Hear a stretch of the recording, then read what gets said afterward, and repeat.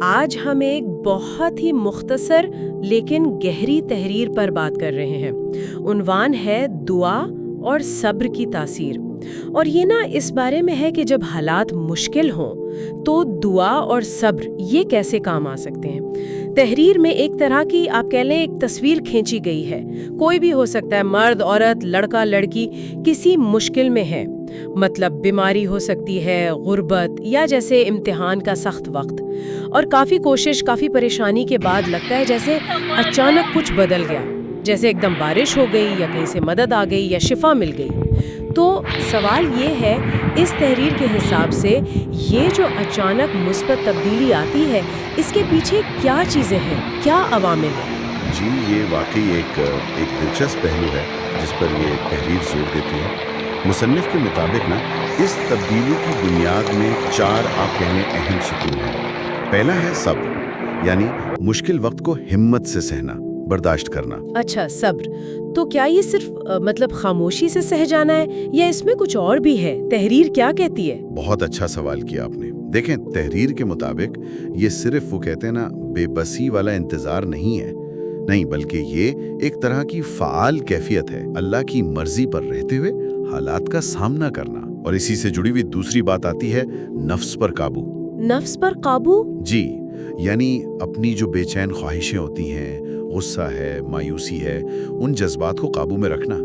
اصل میں صبر تبھی زیادہ مؤثر ہوتا ہے جب نفس پر بھی قابو ہو۔ یہ دونوں مل کر ایک اندرونی مضبوطی دیتے ہیں۔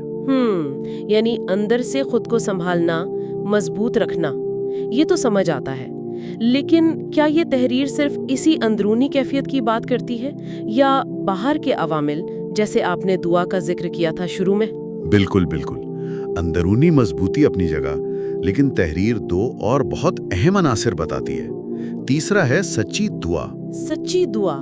جی، اس سے مراد صرف الفاظ بول دینا نہیں ہے، بلکہ پورے خلوص سے، دل سے مانگنا، عاجزی کے ساتھ، یقین کے ساتھ اللہ سے اپنا حال کہنا، جیسے ایک براہ راست تعلق بنانے کی کوشش۔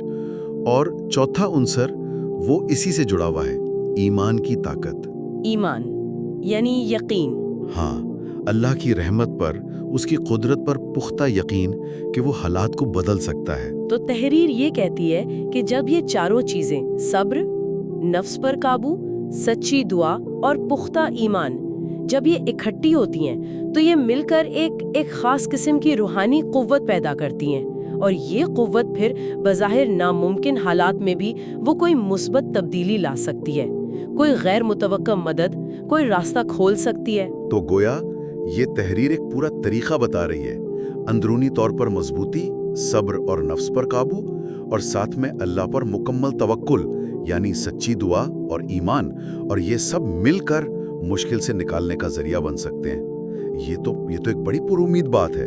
جی ہاں، بنیادی پیغام تو یہی ہے کہ مشکلات تو آتی ہیں، لیکن ان سے نمٹنے کے لیے یہ چاروں چیزیں ایک بہت مضبوط سہارا ہے۔